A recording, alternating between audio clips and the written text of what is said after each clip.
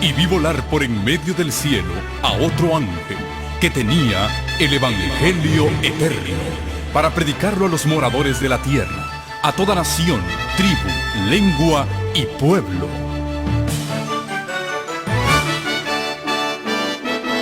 Con ustedes su programa cristiano con temas bíblicos de actualidad. Un programa que trae al mundo la verdad presente. Este es el Evangelio eterno. De poder pensar, de poder decidir, de poder actuar. Les dio algo que para Dios es sumamente valioso y sagrado. Y eso se llama el libre albedrío. La facultad de escoger y de decidir. Ayer hablábamos un poquito de esto. ¿Por qué? Si Dios nos perdonó a todos por la muerte de Cristo, no todos vamos a ser salvos, porque Dios respeta la decisión de cada persona. Y así cuando Dios nos creó, nos dio el libre albedrío. Pero para Dios esto es tan sagrado, es tan valioso, porque el fundamento de Dios, de su gobierno, es el amor. La Biblia nos dice que Dios es amor. Y porque Dios es amor, y el amor haya expresión en otro ser que puede amar y recibir el amor, no puede existir el amor en un solo ser. Por eso la Biblia nos muestra que desde toda la eternidad, como la esencia de Dios es amor, había más de un ser: Padre, Hijo y Espíritu Santo. Porque si Dios es amor y no hay a quien amar, entonces ¿qué? ¿Se amaría a sí mismo? Eso se llama egolatría, egocentrismo, y Dios no es ególatra, no se ama a sí mismo. Dios ama, pero para que exista el amor tiene que haber quien dé amor y uno que reciba amor, porque el amor es recíproco. ¿Estamos entendiendo? Es una partecita de lo que es el misterio de Dios. Muchos creen que Dios existía solo y que después Él le dio vida al Hijo, y luego que el Hijo y el Padre le dieron existencia al Espíritu Santo. Eso no es así. La Biblia enseña que por naturaleza Dios es eterno, y si no fuera eterno no es Dios, porque una de las características o de los atributos de Dios es su eternidad. Y si Dios tuvo comienzo, entonces no es Dios por definición. Y si Cristo tuvo comienzo, yo sé que Jesús tuvo comienzo en esta tierra como un bebé, pero existió desde toda la eternidad con el Padre. Ya lo vimos esta semana. En el principio existía el Verbo, y el Verbo estaba con Dios, y el Verbo era Dios. Entonces había un ser que estaba con Dios, pero que también era Dios. Y esa es la manera como Dios expresa lo que es intrínseco en su naturaleza. Primera de Juan 4:8 nos dice que Dios es amor, y el que no ama no conoce a Dios, porque Dios es amor. Y para que exista el amor tiene que haber un objeto del amor, no solo un sujeto. Sujeto es el que hace la acción, objeto es el que recibe la acción. Y el amor, si no hay a quien amar, no puede haber amor. Entonces Dios existía desde toda la eternidad en tres seres que manifestaban ese amor. Pero el amor de Dios es tan grande, tan infinito, que Él creó otras criaturas para volcar en ellos su amor inefable. Él nos creó por amor, por eso nos hizo. Qué bonito, ¿verdad? Saber que somos la razón de ser del amor de Dios. Existimos por amor. Y Dios así quería también que la vida en este planeta se propagara por amor. Y nosotros sabemos cómo se propaga la vida en este mundo. En el plan de Dios era que un hombre y una mujer se unieran en amor y así tuvieran el privilegio de compartir algo tan sagrado y precioso como es el dar vida, cosa que solo Dios da. Obviamente Él da la vida porque Él forma a la criatura en el vientre, no se hace porque sí, pero qué privilegio tiene el hombre de poder traer un nuevo ser a este mundo para poder volcar en Él nuestro amor. Y Dios nos dio ese privilegio. Pero Dios quería que fuese por amor. Hoy en día hay bebés que nacen no como fruto del amor, sino como fruto de la maldad, de una violación, de un abuso, que son menospreciados y tenidos en menos desde antes de nacer, son rechazados. Todo eso es fruto del pecado. Pero bueno, volviendo a lo que estábamos hablando hace un momento, el libre albedrío es tan precioso para Dios, tan precioso, que Él prefirió abrir la puerta. Y miren lo que estoy diciendo, no lo puedo explicar en su totalidad, porque la Biblia le llama al origen del pecado el misterio de la iniquidad. Y si alguien pudiera explicarlo, pues ya no sería misterio, ¿verdad?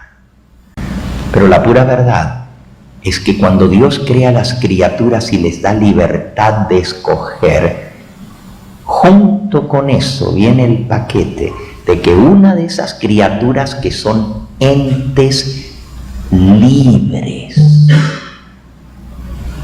porque Dios nos hace con la capacidad de amar y ser amados. Y el que no ama no conoce a Dios. Y el que nunca ha sido amado no sabe lo bonito que es. No se puede explicar, pero es algo maravilloso sentirse amado. Y es algo maravilloso amar. Dios nos hizo así. Todo a nuestro alrededor gira en torno al amor. Amor filial, de padres a hijos, de hermano a hermano.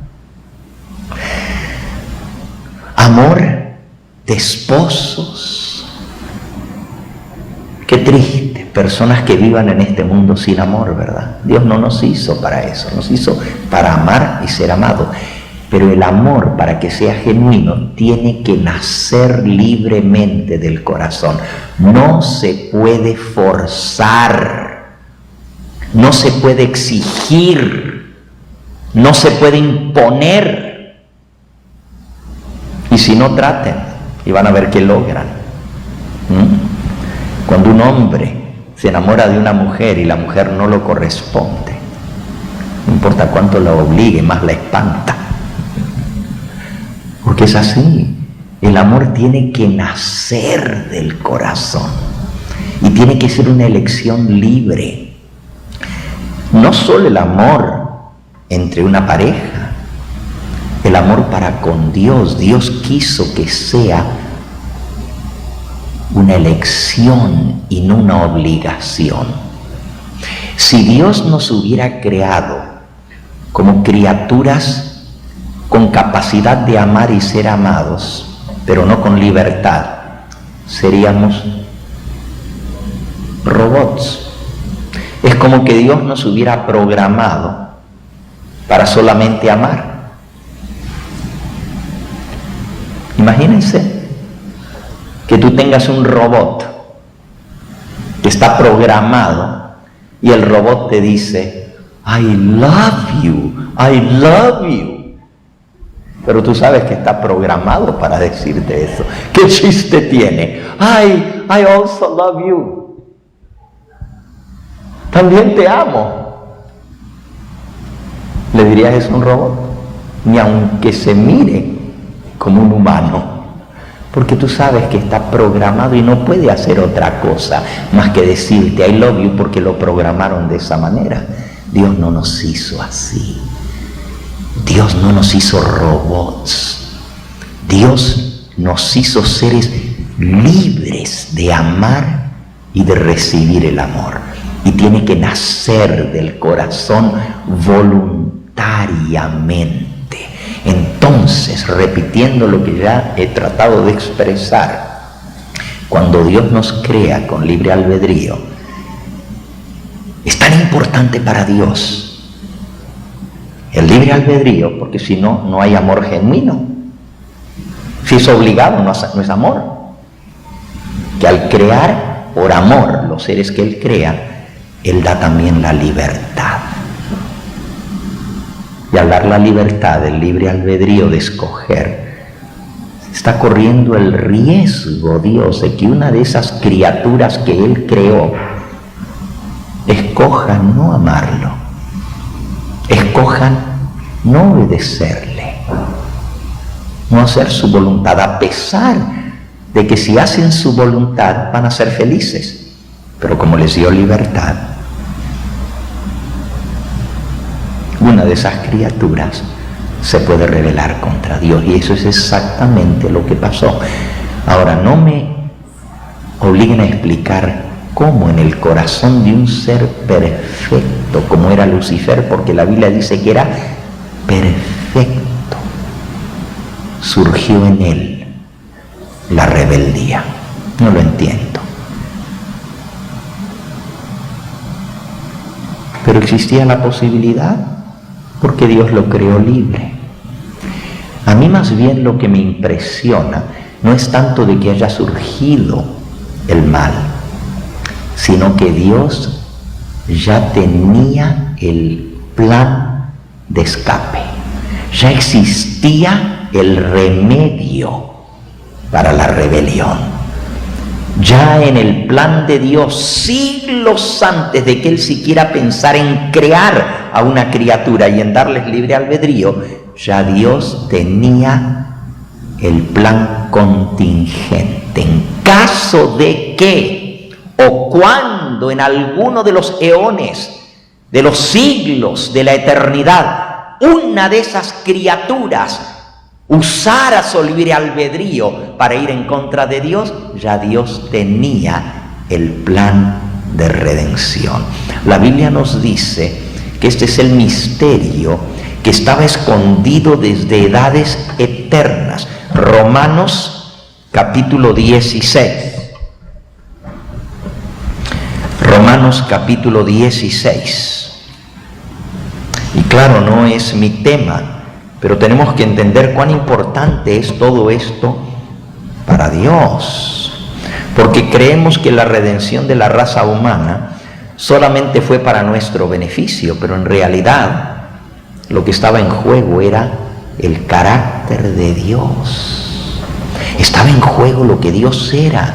Y Lucifer desafió a Dios, lo acusó de ser un Dios injusto, un Dios que solamente creó a sus criaturas para que adoraran a Él, para que le sirvieran a Él.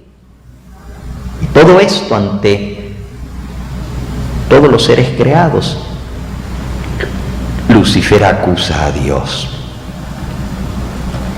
Romanos capítulo 16, dice el versículo 25. Y el que puede confirmaros según mi evangelio y la predicación de Jesucristo, según la revelación del misterio que se ha mantenido oculto desde tiempos eternos, pero que ha sido manifestado ahora, y que por las escrituras de los profetas, según el mandamiento del Dios eterno, se ha dado a conocer a todas las gentes para que obedezcan a la fe. Al único y sabio Dios sea gloria mediante Jesucristo para siempre. Amén. Así que había un misterio que estaba oculto desde tiempos eternos, pero que cuando fue necesario, Dios lo manifestó.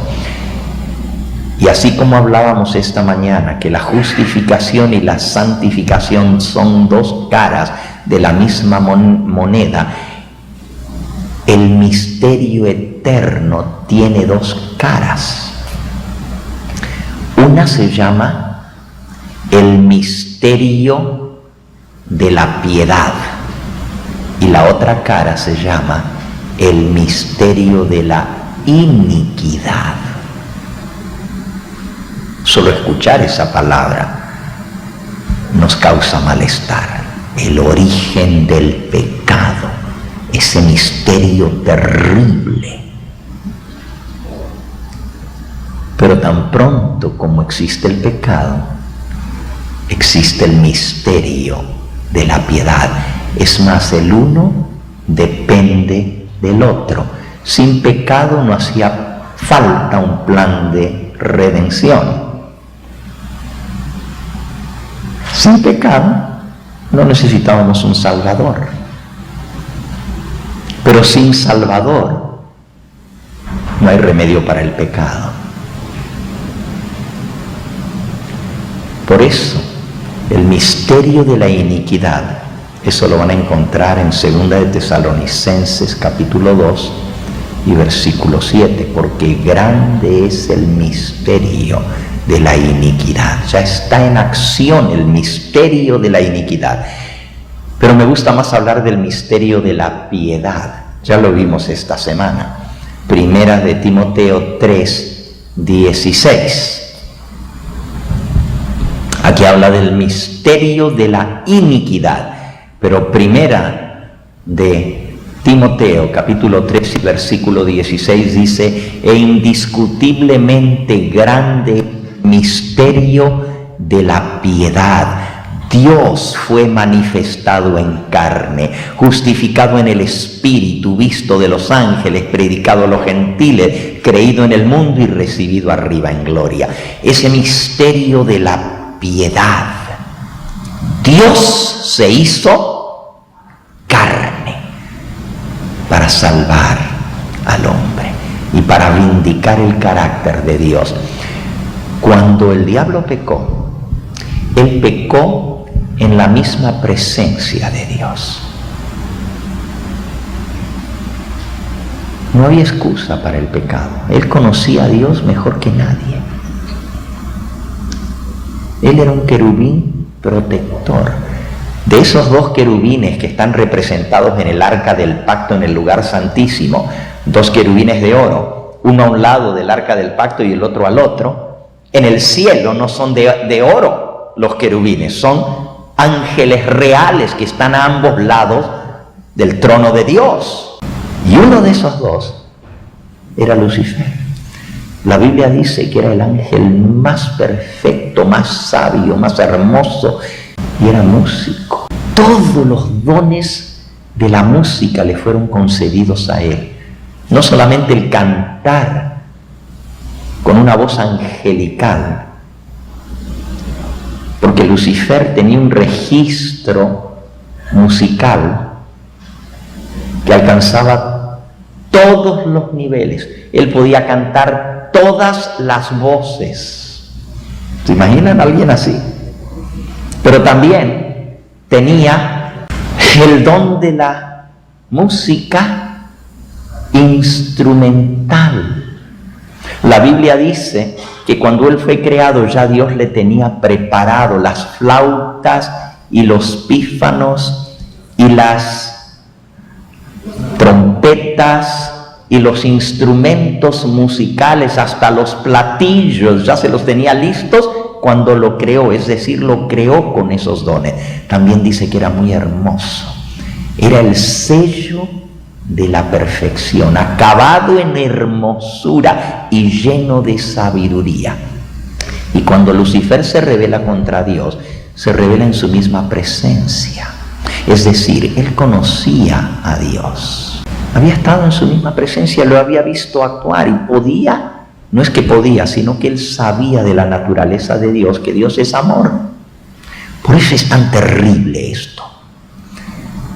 Por eso es tan incomprensible. Y por eso fue tan fatídico y tan terrible lo que pasó. Porque el que se rebeló contra Dios fue el ángel que mejor lo conocía. Y cualquiera podría decir, si el que está más cercano a él se le reveló, por algo será. Y los demás ángeles le creyeron. Y le creyeron porque él estaba muy cerca de Dios. Y este ser que está en la misma presencia de Dios continuamente, ahora nos viene a decir que Dios es así y así y así. ¿Quién lo va a conocer mejor que él? Imagínense qué terrible. Porque Lucifer pecó en pleno conocimiento del carácter de Dios. No hubo plan de redención para Lucifer. A ver, me explico. Dios le dio muchas oportunidades. Le dio un montón de oportunidades. Es más, Dios le explicó cuáles iban a ser las consecuencias si él seguía en su tren de acción, en su manera de llevar las cosas en el cielo. Le dio un montón de oportunidades. Yo no voy a entrar en los detalles de esto, pero si quieren leer algo increíble, lean el capítulo 1 de la historia de la redención. Story of Redemption, chapter 1. Increíble lo que dice allí. Aún después de que Lucifer ya había estado sembrando mala voluntad entre los ángeles, Cristo se acercó a él y le previno a dónde iba a llegar su rebeldía si él no se echaba atrás, y le dijo: todavía tienes oportunidad, todavía Dios no te ha echado del cielo. Elena de White dice que Jesús, y no voy a decir lo que no dice, no dice que le lloró a Satanás, no, dice que lloró con Satanás. Todavía no era Satanás, porque fue Satanás después que fue expulsado, pero era Lucifer. Si yo dijera que Jesús le lloró, es como que le estaba suplicando, no, pero lloró con él, al ver a dónde iba a llevar la rebeldía y cómo ese ser tan amado, tan querido, tan apreciado por Jesús se iba a transformar en algo tan terrible. Jesús lloró, le dijo: échate atrás, estás a tiempo. ¿Y saben lo que hizo Lucifer? Eso está en ese capítulo, Historia de la Redención, capítulo 1. Cuando salió de la entrevista, hubo un momento en que Lucifer se sintió compungido y estuvo a punto de confesar y de arrepentirse. Pero el orgullo le llenó su corazón y dijo: ¿qué van a pensar los demás ángeles? Porque él ya había estado sembrando dudas contra Dios en el corazón de los ángeles. Y en ese momento en que estuvo a punto de reconocer su error y de arrepentirse, el orgullo entró en su corazón. Y después que salió de la entrevista de Cristo, con Cristo, incluso le dijo a Cristo que sí, que él se iba a volver atrás.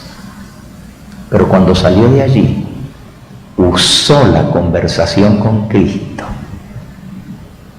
de una manera terrible. ¿Saben lo que les dijo a los demás ángeles? Me rogó que no siguiera con la rebelión. ¡Qué ingrato!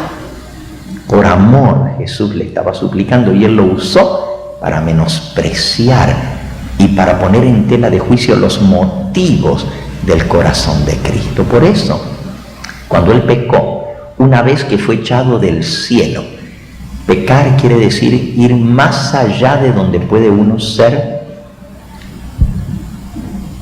O sea, es transgresión abierta.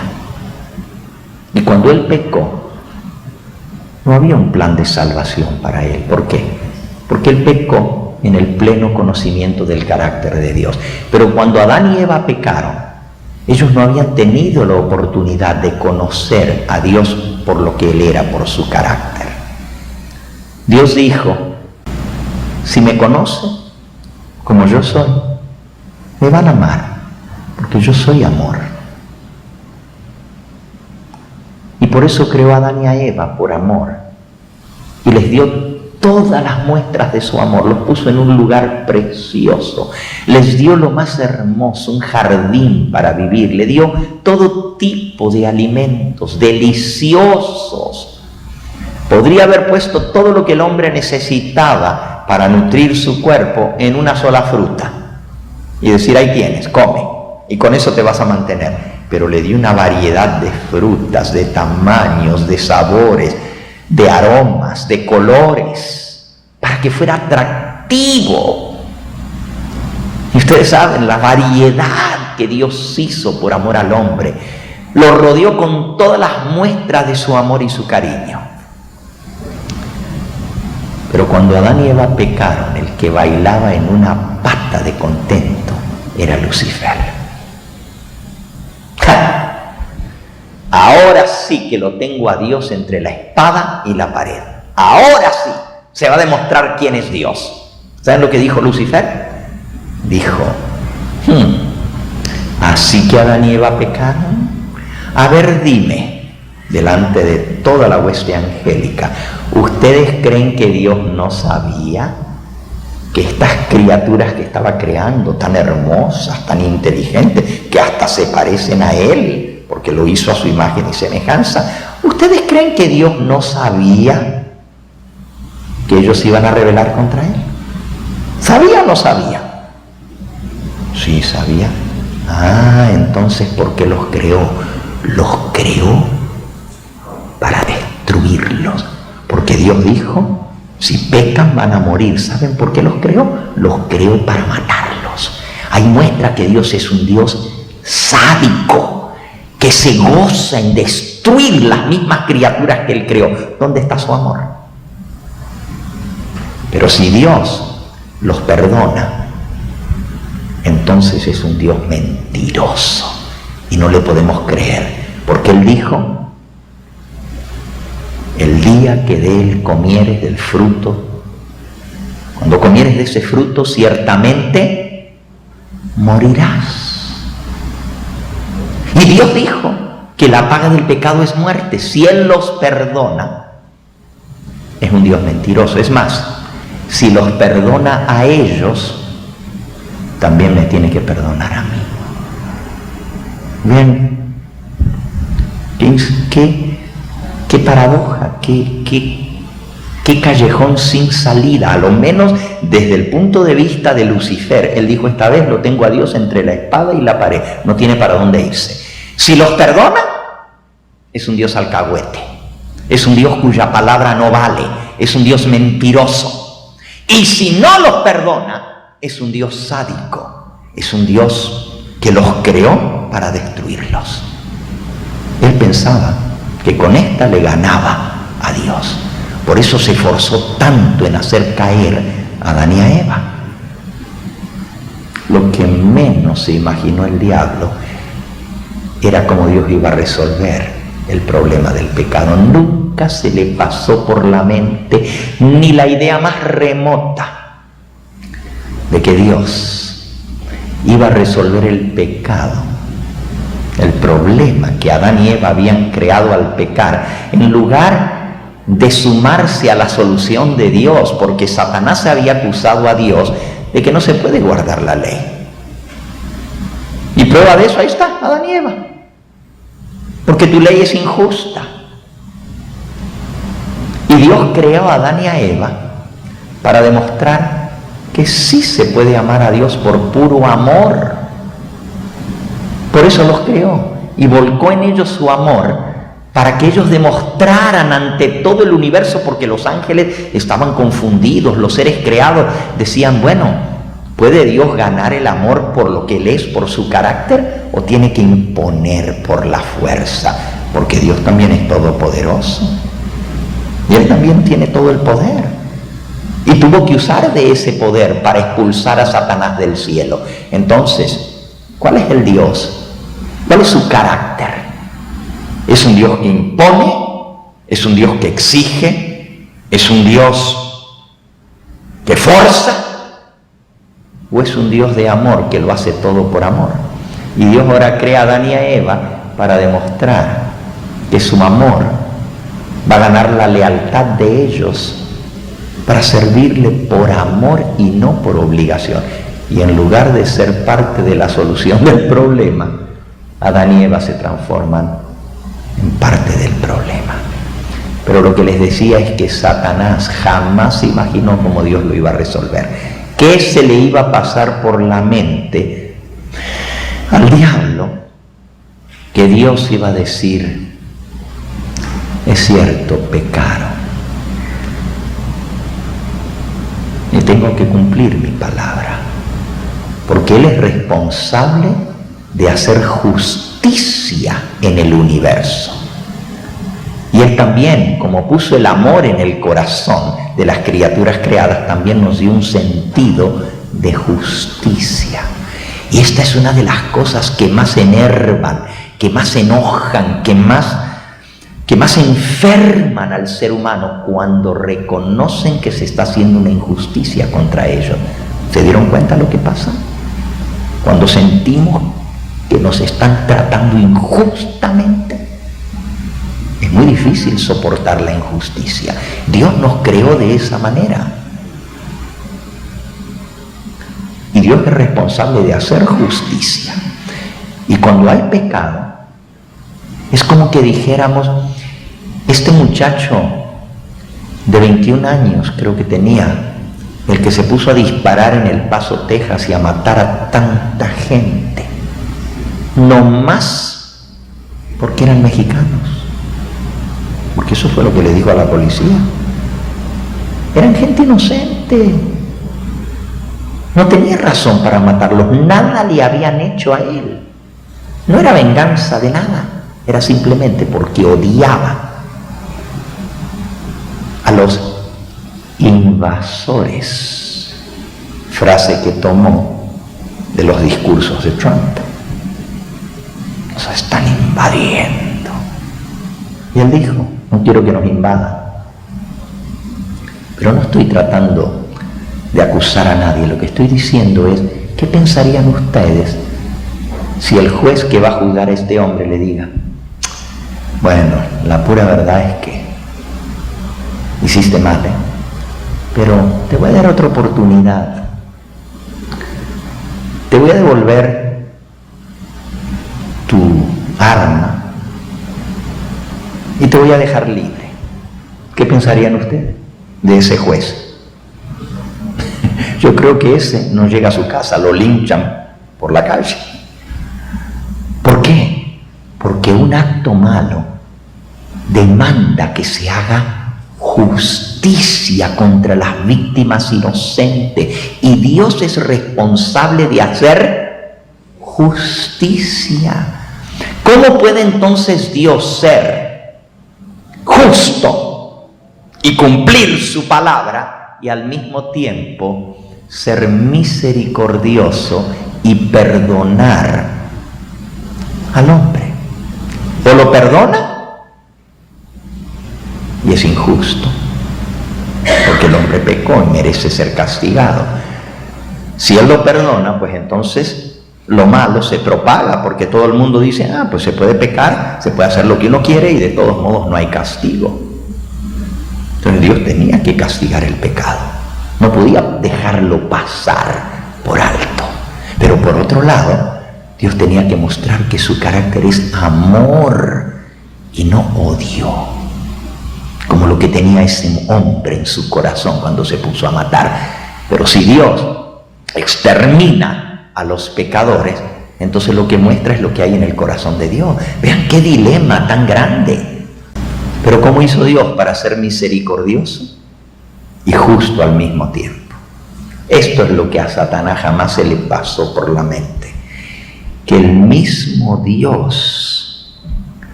iba a pagar la deuda, que Él mismo se iba a ofrecer para que la justicia se cargara sobre Él, sobre su propio Hijo unigénito. ¿Se imagina? ¿Qué iba a pensar Lucifer? Que Dios iba a ser justo descargando la justicia sobre su propio hijo, y eso le daba derecho a perdonar porque ya se hizo justicia. Entonces él podía ser misericordioso perdonando al hombre y no ser alcahuete, porque el precio más alto, la justicia más terrible se descargó sobre su propio hijo.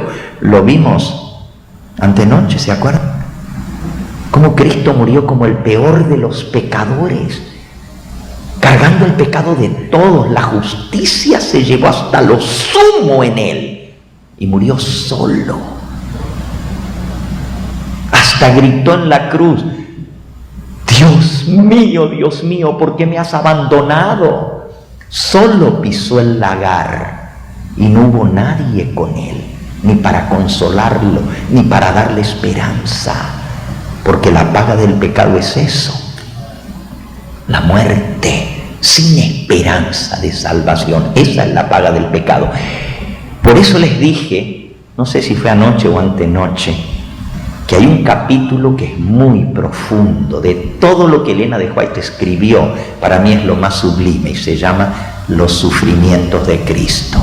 Ahí en ese capítulo Elena de White dice, ya hablé de esto así que no lo voy a repetir, pero hay una frase que ella dice, que Cristo no podía ver más allá de los portales de la tumba.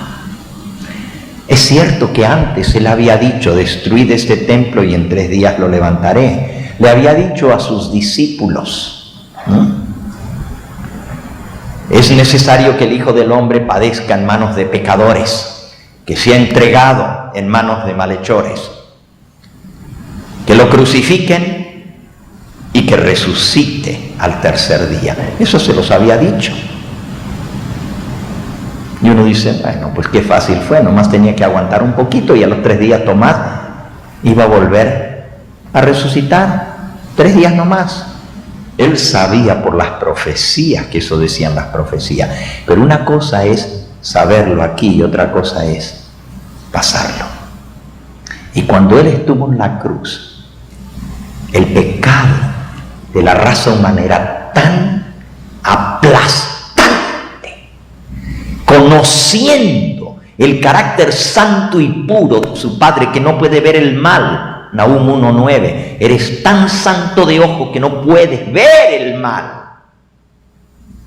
porque Dios aborrece el pecado, que cuando él sintió que cargaba el pecado de toda la raza humana, sintió que su sacrificio iba a ser definitivo y que no había regreso. There was no coming back. No podía ver más allá de los portales de la tumba. Pensó que su sacrificio lo iba a separar de su Padre para siempre. ¿Por qué? Porque estaba dando su vida en expiación, en pago por el pecado. Y si estaba dando su vida, pues la estaba dando.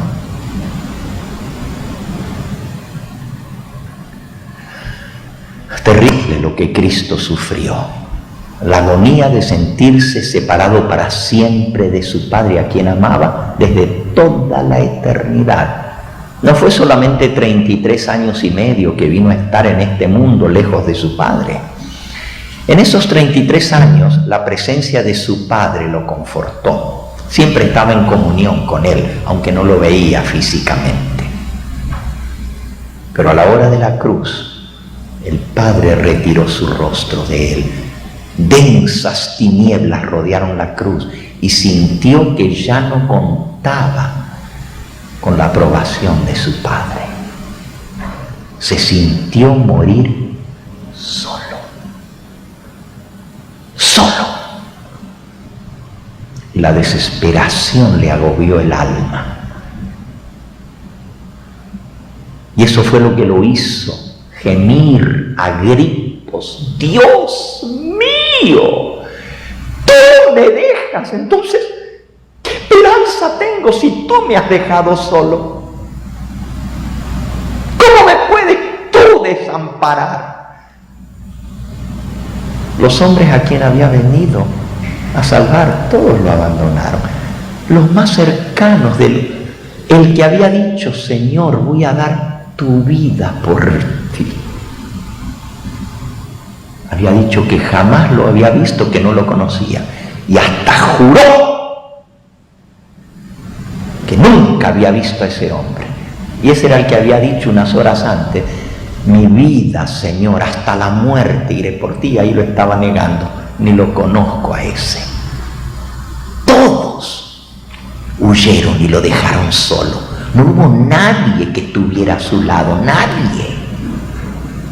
Ni el mismo Juan, que ponía su cabeza en su hombro, a quien la Biblia le llama el discípulo amado, ni el mismo Juan estuvo al pie de la cruz, pero cuando le hicieron el juicio, dice la Biblia que se puso de lejos y no quería ser identificado como uno de sus seguidores.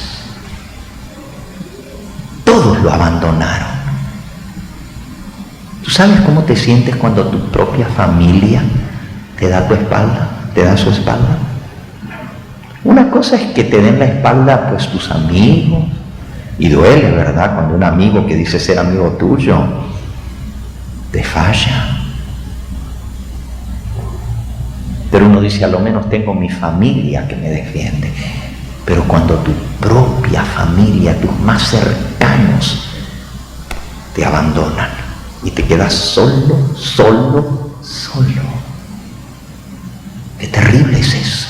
Y así Jesús tuvo que beber la copa. Solo la apuró.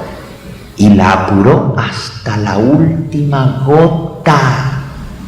Entonces la justicia se cumplió en el Hijo de Dios. Y cuando Dios nos perdona a nosotros, no es porque es un alcahuete, no es porque es un bonachón, un Santa Claus que regala todo. Es porque a Dios le costó muy caro poder perdonar a la raza humana. Le costó la misma vida de su único, unigénito Hijo. Si ustedes leen en Romanos capítulo 3, van a ver que no se trata solamente de perdonar al hombre, se trata de la justicia de Dios. Dice Romanos capítulo 3 y versículo 23, por cuanto todos pecaron y están destituidos de la gloria de Dios. 24, siendo justificados gratuitamente por su gracia. Gracia es un don que no merecemos. Y si es gratuito, no nos costó nada a nosotros. Mediante la redención que es en Cristo Jesús. Versículo 25, a quien Dios puso como propiciación por medio de la fe en su sangre para manifestar su justicia. El Hijo de Dios fue puesto como pago y su sangre fue derramada para manifestar la justicia de Dios a causa de haber pasado por alto en su paciencia los pecados pasados con la mira de manifestar su justicia. Miren, con la mira de manifestar en este tiempo su justicia a fin de que Él sea justo y el que justifica al que es de la fe de Jesús, para poder justificarnos a nosotros. Y justificar quiere decir perdonar y declararnos justos. Porque la ley demanda que la justicia destruya al pecador. Y si Dios nos va a perdonar, tiene que decirnos, son justos. Si no, sería injusto Él. Si Él nos deja con vida, cuando Él dijo la paga del pecado es muerte. Sería una injusticia que nos deje con vida. Entonces Él tiene que declararnos justos. Eso es justificación. Pero nos declara justos no por nosotros, sino porque la justicia se cumplió, porque su Hijo es justo y santo y Él dio su vida para expiar, para propiciar, para pagar lo que la justicia demanda. Ahora, si Cristo hubiera sido un mero hombre, podría haber muerto por otro hombre, porque vida por vida, ojo por ojo, diente por diente. Si Él hubiera muerto nomás como hombre, hubiera pagado solamente por la vida de un hombre. Pero porque Él era Dios, el dador de la vida, su muerte y su pago cubre a toda la raza humana, porque Él les dio la vida.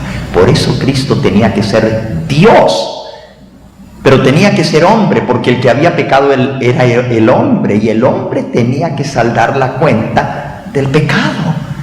Por eso era tan importante que el que muriera por nosotros y fuera nuestro Salvador fuera el Dios hombre. Como hombre paga la deuda del hombre, como Dios vale por todas las criaturas creadas, y así puede Dios hacer justicia, para que el Padre sea justo y manifieste su justicia. Para que Él sea justo, tuvo que entregar a su Hijo a una muerte atroz, y así se cumplió la justicia de la ley en Cristo. ¿Entendemos ahora cuán importante es esto? En la cruz del Calvario, Dios nos declara justos. ¿Por qué? No porque seamos justos, sino porque su Hijo era perfectamente justo, y Él nos pone a nuestra cuenta la vida perfecta de su Hijo. Y como la deuda fue saldada y la justicia se cumplió, porque la paga del pecado es la muerte, entonces Él expió, pagó completamente la deuda del pecado. Eso es justicia, se pagó. La justificación es gratuita, dice, pero no para Dios. El versículo 24 decía, siendo justificados gratuitamente. El perdón de los pecados no nos cuesta nada a nosotros, nada, es gratis. Por eso es tan ofensivo a Dios que el hombre trate de hacer penitencia por el pecado. Por eso cuando una persona va ante un sacerdote y le dice, yo te perdono, pero vas a rezar 10 Ave Marías y 20 Padre Nuestros, y vas a hacer esto y esto y esto para hacer penitencia, es como pagar algo que no se compra, porque no se puede saldar de esa manera el pecado. La paga del pecado es muerte, y hay personas que piensan, Dios me perdona porque yo me arrepentí, por eso Dios me perdona, como si el mérito fuera en el arrepentimiento, como que nosotros nos ganamos el derecho a ser perdonados porque nos arrepentimos. La gente dice, pero Dios me perdona porque me bauticé, y creemos que el bautismo es el pago por el pecado, cuando la Biblia dice que la paga del pecado es ¿qué? La muerte. Mira, no importa cuánto tú te arrepintieras y cuánto lloraras y cuánto gimieras por tu pecado, si Cristo no hubiera muerto, no podía ser perdonado. ¿Entiendes lo que estoy diciendo? ¿Comprendes eso? No son mis lágrimas, ni mi lloro, ni mi arrepentimiento, ni mi confesión lo que me gana el derecho al perdón. Ese derecho a perdonarnos los ganó Cristo en la cruz del Calvario. Así se manifiesta la justicia de Dios, en que entregó a su Hijo. ¡Qué verdad tan grande! Quiere decir que el perdón de los pecados no depende de lo que yo hago, depende de lo que Cristo hizo. Por eso dice que ya estamos reconciliados por la muerte de su Hijo. Él nos perdona por lo que Cristo hizo. Cuán importante es que entendamos esto. Es gratuito para nosotros, pero a Dios le costó lo más grande. No fuimos rescatados con oro o plata, sino con la sangre preciosa de su Hijo, como de un cordero inmaculado.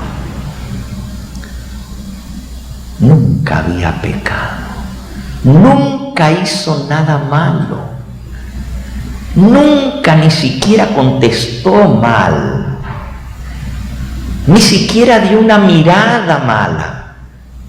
¿Y cómo lo trataron? Lo trataron brutalmente. La misma gente que él había sanado ahora estaba gritando: ¡crucifíquenle, crucifíquenle, crucifíquenle! ¡Qué ingratitud! Cristo supo lo que es la ingratitud del ser humano. Cristo supo lo que es el abandono. Cristo sufrió en carne propia lo que es el oprobio, la vergüenza, la burla. Hasta un niño,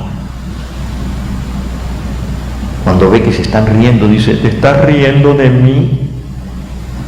¿Por qué te ríes de mí?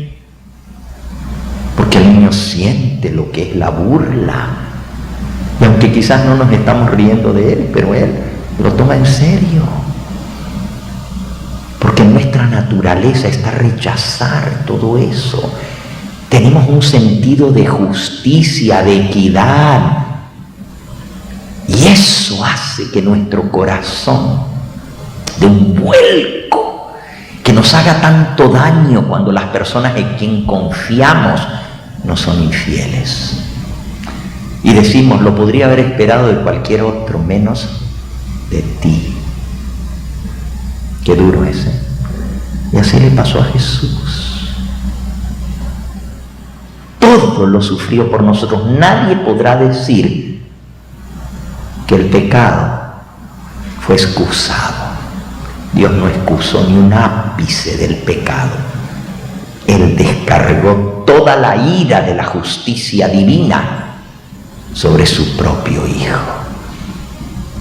Por eso es que cuando Adán y Eva pecaron y el diablo dijo: lo tengo a Dios entre la espada y la pared, quedó boquiabierto cuando Dios comenzó a explicar el plan de redención. Y no lo dijo con palabras tan claras, lo mostró. La Biblia dice que llamó un corderito por nombre, la mascota de Adán. Y luego el corderito, que era la mascota de Eva, los llamó. Y esos animalitos, obedientes a la voz de su Creador, vinieron corriendo. Pero hasta el animal percibe cuando algo no está bien. Aunque no tiene inteligencia, él percibe la muerte, lo ve en el rostro. Y cuando el Creador empuña una daga y la pone en la mano de Adán y le dice: descárgala sobre la garganta de este corderito, ¿se imaginan lo que Adán sintió? A ver, díganle a un niño que tiene que agarrar un cuchillo y cortarle la garganta de su perrito. A ver si lo va a hacer. Se descargó la ira y la justicia sobre un animal inocente. Y dice la Biblia que con la piel de esos animalitos que fueron sacrificados en el mismo huerto del Edén, porque en el Edén entró la muerte, porque la muerte entró por el pecado, y por el pecado vino la muerte. Dios entregó a Adán y a Eva 2 animalitos inocentes que nada habían hecho. ¿Qué culpa tenían los animalitos de lo que Eva y Adán habían hecho? Y ahora tuvieron que morir. Y a Adán nunca se le olvidaría los ojos suplicantes de ese animalito. Jamás se le borraría de su conciencia. De por sí los corderos tienen unos ojos grandotes, pero cuando ese animalito clavó en la mirada de su amo, en quien confiaba, y sintió que le entraba el cuchillo y el dolor en la garganta, y dio su último balido, porque sus cuerdas vocales le fueron cortadas por el cuchillo y ya no pudo ni siquiera gemir del dolor, y se fue desangrando, y la sangre entró a chorrear y a mancharle la lana blanca. Por primera vez vio Adán lo que era el fruto del pecado. Pero la Biblia dice, con las pieles de esos animalitos Dios les hizo vestiduras y los cubrió. La vestidura era símbolo de que habían perdido la inocencia del pecado, la inocencia antes del pecado. La desnudez era símbolo de su pecado. Me vi desnudo y me escondí, dijo Adán. E incluso trataron de cubrirse con hojas porque se sentían desnudo. La desnudez era el símbolo del pecado que habían hecho. Dios le dijo, ¿qué hiciste? Pero ahora Dios los cubre, y cubre su desnudez, es decir, cubre su pecado con la sangre del Cordero,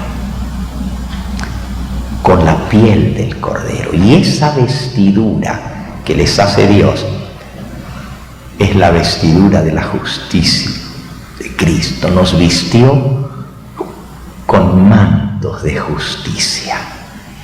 Y ahí estaba en el jardín del Edén el símbolo del plan de redención. Cristo es el Cordero que fue inmolado desde la fundación del mundo. Desde que abundó el pecado, sobreabundó la gracia. Desde el momento en que entró el pecado, entró en función el plan de redención. Y por eso todo ese historial de sacrificios que se hicieron desde el jardín del Edén en adelante por 4000 años, los hijos de Dios matando animalitos, todo eso era un símbolo del Cordero de Dios. Yo sé que estoy hablando todavía del altar, ¿verdad? De sacrificios, todavía estoy en el atrio, pero necesitamos entender la justicia de Dios. A través de la muerte de Cristo Él nos declara santo, pero no porque es un alcahuete o un mentiroso o Él se hace la vista gorda. No es porque Dios dice, es justo. Eso es lo que significa justificar al pecador. Da la impresión de que Dios está pasando por bueno al malo. Si Dios nos perdona y nos justifica, podríamos entender que Dios está haciendo la vista gorda y mirando para otro lado. Pero Él manifestó su justicia descargando todo el peso de la justicia sobre su propio Hijo. Por eso Dios nos puede perdonar por la muerte de Cristo, y nos perdonó por la muerte de Cristo. Pero aparte, como vimos esta mañana, de la justificación o el perdón del hombre, que muestra la justicia de Dios, que Él sea justo, también está el hacernos justos, porque un día vamos a vivir con un Dios santo, en medio de gente que practica la justicia, en medio de ángeles, en medio de querubines, en medio de seres que nunca pecaron. ¿Y cómo vamos a vivir en un mundo sin pecado si somos pecadores? Por lo tanto, Dios no solamente tiene que perdonarnos el pecado, sino también restaurar en nosotros la imagen de Dios, la santidad que perdimos por el pecado. Y para restaurarnos a la imagen de Dios, viene el plan de redención en el lugar santo, la justicia impartida. Y esa justicia que nos hace semejantes a Cristo, que nos imparte justicia, es la justicia de Cristo, no es nuestra, es de Él, pero Él la imparte a través de los medios que Él da para nuestra santificación. La palabra, como dijo el sabio Salomón, dijo: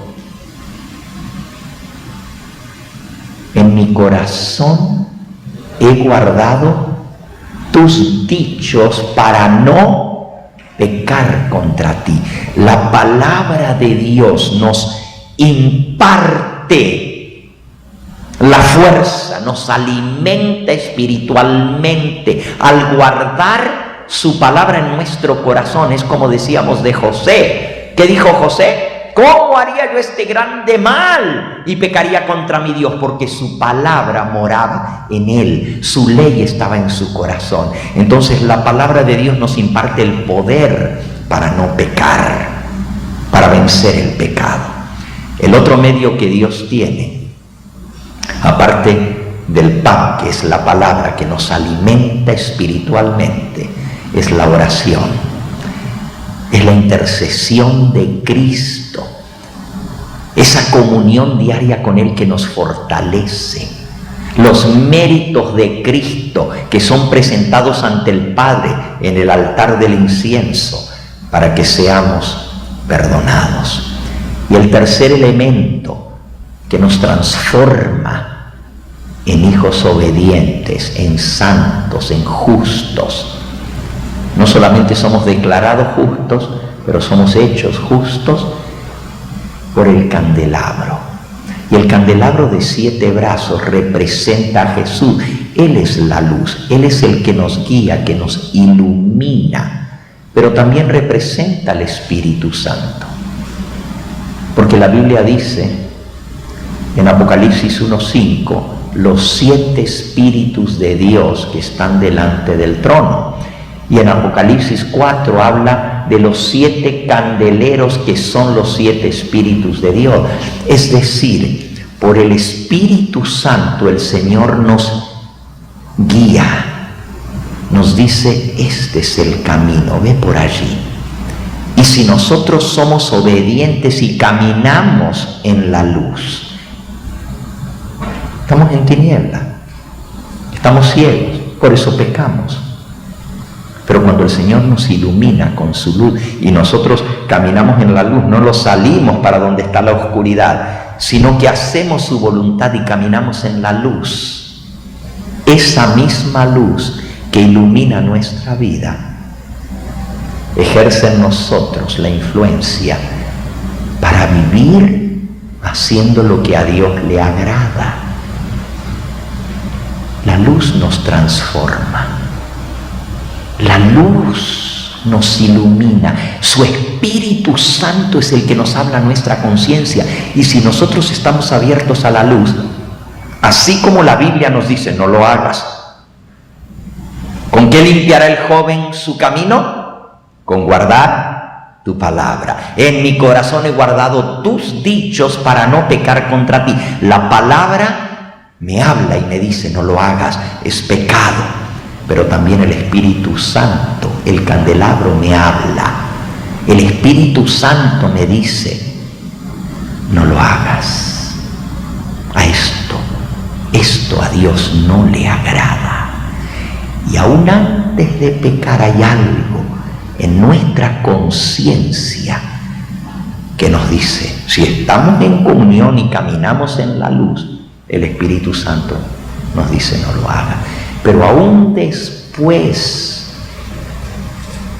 de que desobedecimos, el Espíritu Santo inmediatamente nos redarguye y nos dice, you did wrong.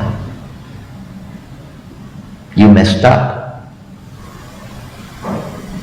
Si un cristiano no escucha esa voz después de pecar, ay de él. Porque todos nosotros sabemos lo que es la voz del Espíritu Santo cuando nos dice, hiciste mal. No debieras haber contestado como contestaste. No debieras haberte enojado como te enojaste. No debieras haber hecho lo que hiciste. Esa es la voz del Espíritu Santo que nos habla, nos redarguye. Si nosotros no somos rebeldes, el Espíritu Santo nos va a traer de vuelta al altar y nos va a decir, comienza otra vez, confiesa tu pecado, reconoce, y la sangre de Jesucristo, tu Hijo, su Hijo, te limpia de todo pecado. Y otra vez te va a guiar por el camino que lleva a la perfección.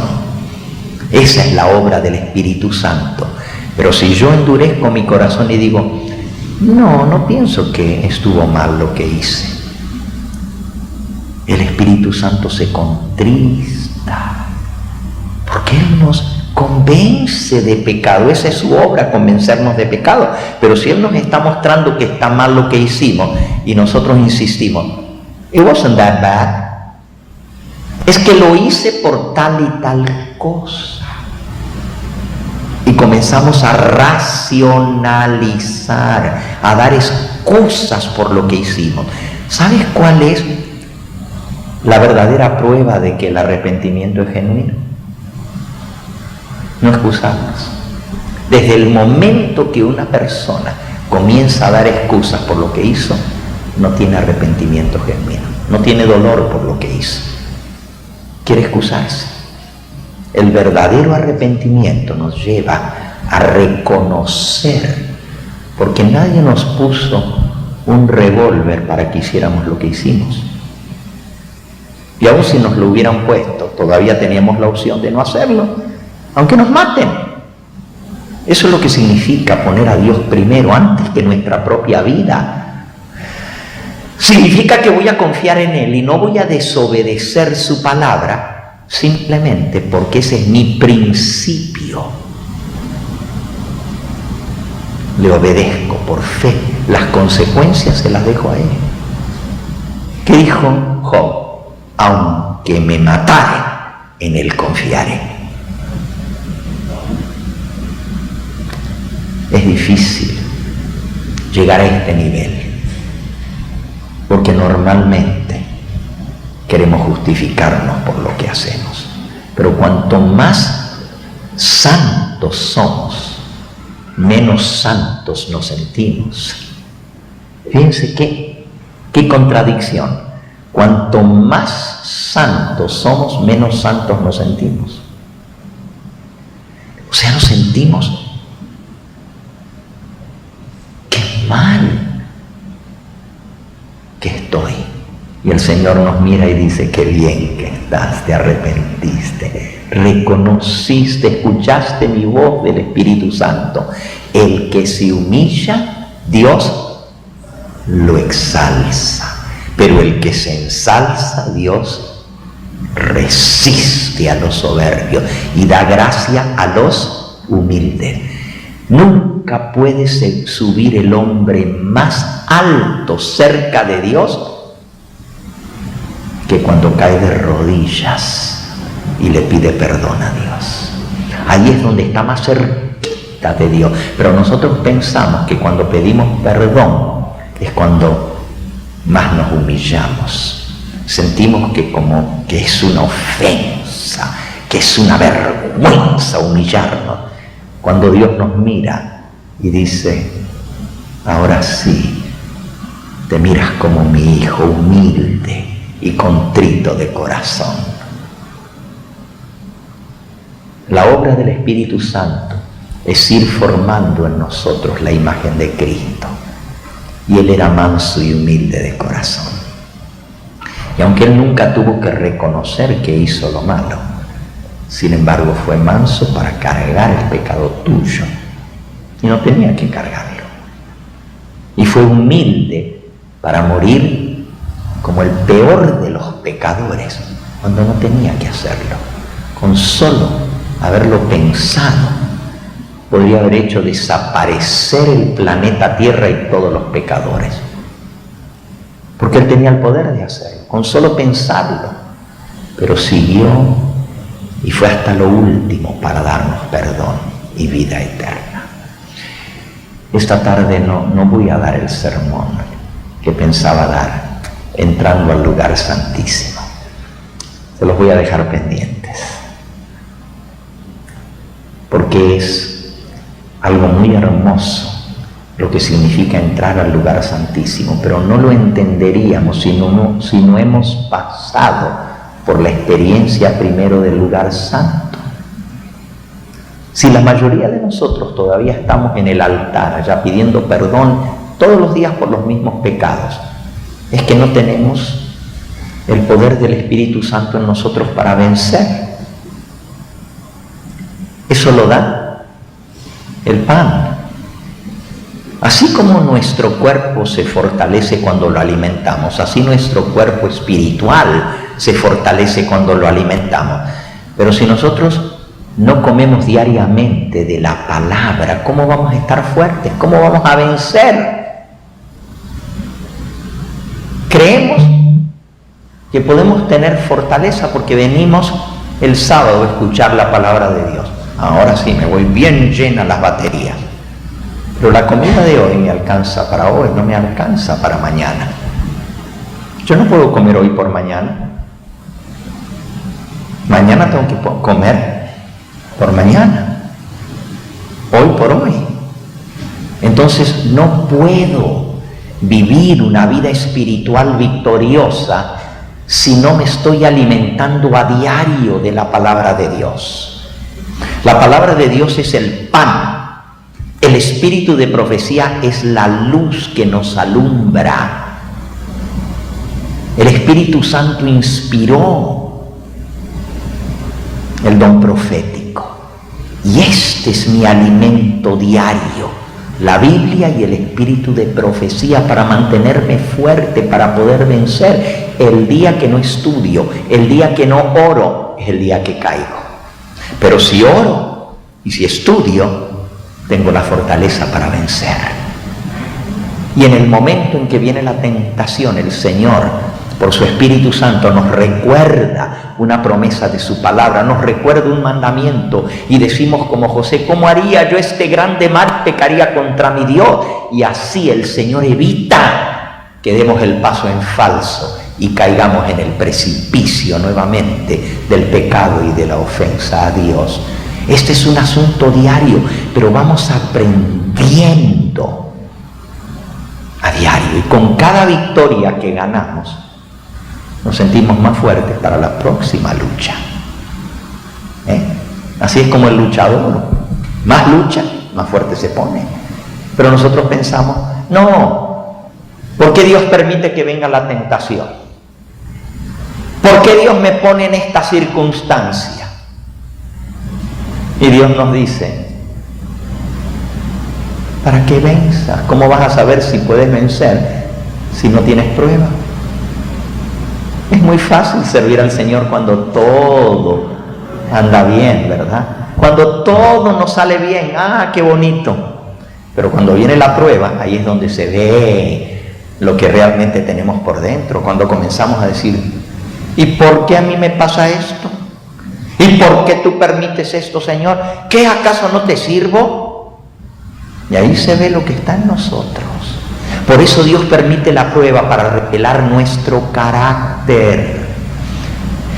Y si no pasamos la prueba, nos pasa por la misma escuela, la misma lección, hay que volverla a repetir hasta que la aprendamos. No podemos seguir una lección más adelante si no pasamos esa lección. Y el Señor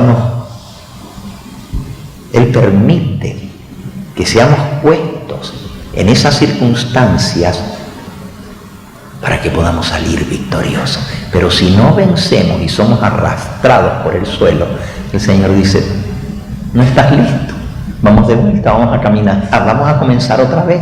I gotta put you on the same road to see if this time you're gonna do it.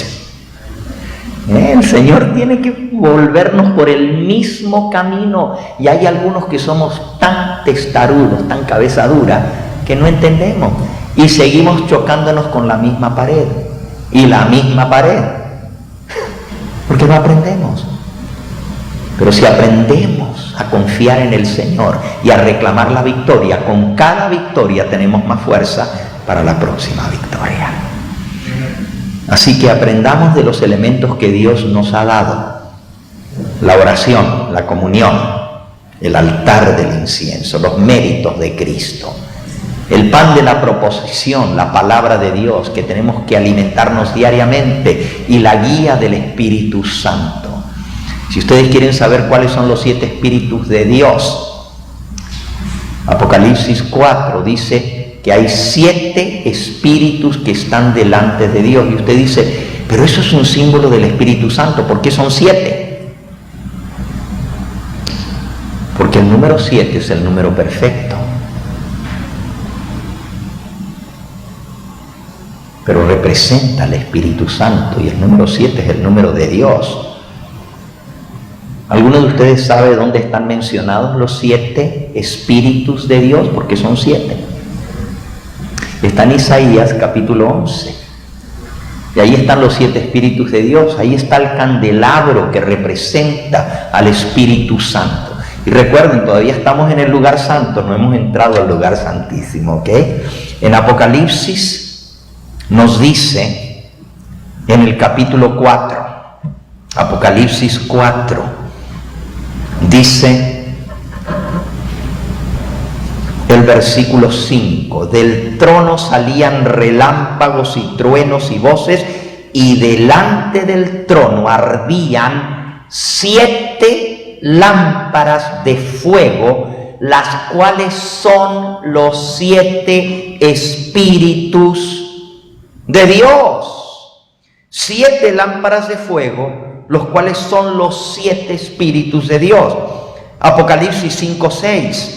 Miré y vi en medio del trono y de los 4 seres vivientes y en medio de los ancianos estaba en pie un cordero como inmolado, que tenía 7 cuernos y 7 ojos, los cuales son los 7 espíritus de Dios enviados por toda la tierra.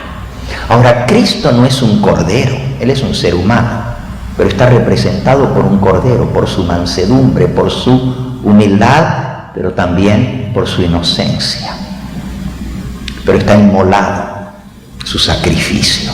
Pero tiene 7 cuernos. El número 7 es el número completo. Y el cuerno es símbolo de poder. Quiere decir que Cristo tiene todo el poder. 7 cuernos significa la totalidad del poder. Toda potestad me ha sido dada en el cielo y en la tierra. Entonces, si tenemos un Salvador que es todopoderoso, ¿por qué seguimos cayendo y pecando? ¿Que no tiene Él el poder para darnos la victoria? Entonces, ¿por qué seguimos pecando? Pero también dice que tiene 7 ojos. Quiere decir que Él todo lo ve, pero dice que son los 7 espíritus de Dios. ¿Cómo Jesús ve todo? Por el Espíritu Santo. Porque el Espíritu Santo escudriña el corazón del hombre y Él todo lo conoce. ¿Y cuáles son esos 7 espíritus de Dios? El candelabro, si nos pones una vista del candelabro en la pizarra, el candelabro de oro, el candelabro tiene 7 lámparas encendidas, que son los 7 espíritus de Dios. La lámpara central se llama el mástil y los otros se llaman los brazos. Véanlo. el stem en inglés, sería el tallo o sería el mástil central, y arriba tiene una lámpara, pero luego tiene pares de brazos. Aquí hay 2 y otros 2 son 4 y otros 2 son 6, y el que está al medio es el 7. El que está al medio sostiene los demás. Es una sola lámpara, pero tiene 7 brazos. El central es el espíritu de vida. Vamos a leerlo, Isaías capítulo 11. Dice así, el versículo 2: reposará sobre él, sobre Cristo, el espíritu de Jehová. Noten cómo se le llama, espíritu de Yahweh. Y la palabra Jehová viene del hebreo Yahweh, que quiere decir ser o existir o tener vida o dar vida. Hayah es vivir. Ese es el espíritu de Yahweh. El espíritu de Jehová es el espíritu de vida. Y luego comienza a mencionar los demás en pares. Espíritu de sabiduría y de inteligencia, el primer par. Espíritu de consejo y de poder, el segundo par. Espíritu de conocimiento y de temor de Jehová, el tercer par. Son 7 en total. Espíritu de Jehová, el central. Espíritu de sabiduría y de inteligencia, el par primero. Espíritu de consejo y de poder, el segundo par. Y espíritu de conocimiento y de temor de Jehová, el tercer par. Son 7 espíritus de Dios. Y esos que van en pares tienen una razón de ir en par. No son lo mismo, pero tienen relación. Espíritu de sabiduría y de inteligencia. ¿Es lo mismo inteligencia que sabiduría? ¿Se parecen? Nosotros decimos, esa persona es muy sabia, es muy inteligente, pero no son la misma cosa, aunque tienen relación. Normalmente el que es sabio es inteligente, pero no siempre el inteligente es sabio. Repito, normalmente el sabio es inteligente. No puede ser sabio si no es inteligente. Pero no siempre el inteligente es sabio, porque a veces hay gente muy inteligente que no son sabias. Sus decisiones, por más inteligentes que sean, toman decisiones atroces, aunque son inteligentes. Se necesitan las dos trabajando de común acuerdo. Entonces el Espíritu Santo nos da inteligencia. La inteligencia es el poder entender la voluntad de Dios. La sabiduría es usar esa inteligencia para tomar la decisión correcta. Vean cuán importante es esto en nuestra vida cristiana. Si yo no tengo el espíritu de vida morando en mí, si no tengo el espíritu de sabiduría y de inteligencia, voy a cometer errores en mi vida cristiana, porque primero no voy a entender la voluntad de Dios, porque me falta inteligencia. La Biblia dice que la inteligencia es el temor de Jehová, y el apartarse, la sabiduría es el temor de Jehová, y la inteligencia es apartarse del mal. Si yo tengo entrenada mi mente para discernir lo bueno y lo malo, soy inteligente. De eso se trata la inteligencia.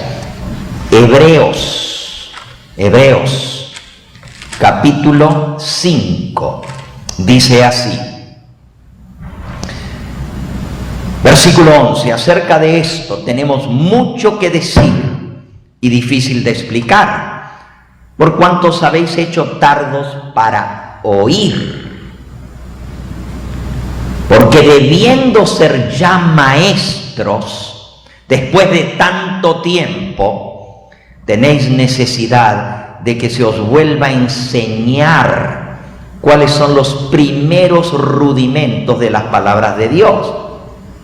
De tanto tiempo que tenemos en el camino del Señor, ya debiéramos entender lo rudimentario, la base.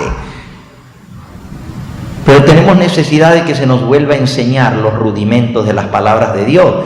Y habéis llegado a ser tales que tenéis necesidad de leche y no de alimento sólido. 13. Y todo aquel que participa de la leche es inexperto en la palabra de justicia, porque es niño. Hay que darle a comer a tomar lechita, no puede alimento sólido porque es niño espiritualmente. Pero el alimento sólido, versículo 14, es para los que han alcanzado madurez, para los que por el uso tienen los sentidos ejercitados en el discernimiento del bien y del mal. Esa es la inteligencia, tener los sentidos ejercitados para poder ver las trampas que nos mete el enemigo. Porque hemos ejercitado ese don del Espíritu Santo que nos da discernimiento, inteligencia para no caer en las trampas del enemigo. Pero eso va junto con la sabiduría para poder ejercer en base a ese conocimiento o inteligencia que tenemos la decisión correcta, y eso se logra con la práctica. Solamente les expliqué un poquito del primer brazo del candelabro: sabiduría e inteligencia. Luego viene conocimiento y temor de Jehová. Si volvemos a Isaías 11:2, ahí están los 7 espíritus de Dios. El primero es espíritu de Jehová, espíritu de vida, espíritu de existencia, lo que nos da la existencia. Sin el Espíritu Santo no existimos. Espíritu de Jehová. Y eso es lo que reposó en Cristo. Espíritu de sabiduría y de inteligencia es el primer par de brazos. Espíritu de consejo y de poder es el segundo par de brazos. Este es el poder para vencer. Y eso viene del Espíritu Santo. Si no tenemos el Espíritu Santo, no tenemos el poder para vencer. Pero eso se ejercita poniendo en ejecución el consejo que Dios nos da por el conocimiento y la comprensión de su palabra, que nos lleva a tomar la decisión correcta. Uno se edifica sobre el otro. Esto es algo precioso. Esto es un sermón entero solamente en el candelabro de 7 brazos. Y finalmente eso nos lleva a tener un conocimiento. Y usted dice, ¿no es lo mismo conocimiento que sabiduría? No. ¿No es lo mismo conocimiento que inteligencia? No. Conocimiento se obtiene por la experiencia. Inteligencia es a nivel de la mente, conocimiento es a través de la práctica. Yo conozco algo cuando lo experimentado. En la Biblia, conocimiento se dice yadá en hebreo, y dice, y conoció Adán a Eva. ¿Qué quiere decir? Conoció a Adán y a Eva, y le dijo, hi, how are you? No, es una experiencia íntima con ella. Y como resultado del conocimiento que conoció a Adán y a Eva, tuvo un hijo. El conocimiento es una experiencia íntima con el otro. Y el conocimiento de Dios es una experiencia íntima con Dios. Y el que no tiene ese conocimiento íntimo con Dios no va a tener el temor de Jehová en su vida. Todo esto es algo muy, pero muy precioso, y todo eso nos lo enseña el Espíritu Santo en el lugar santo. Antes de poder entrar al lugar santísimo, tenemos que tener la experiencia del lugar santo. Con esta oración, que el Espíritu Santo sea quien nos guíe, Él nos ilumine, Él nos enseñe, Él nos dé el valor para obedecer. Y cuando eso suceda en nuestra vida, tendremos la consolación que viene del saber la voluntad de Dios y hacerla en nuestra vida.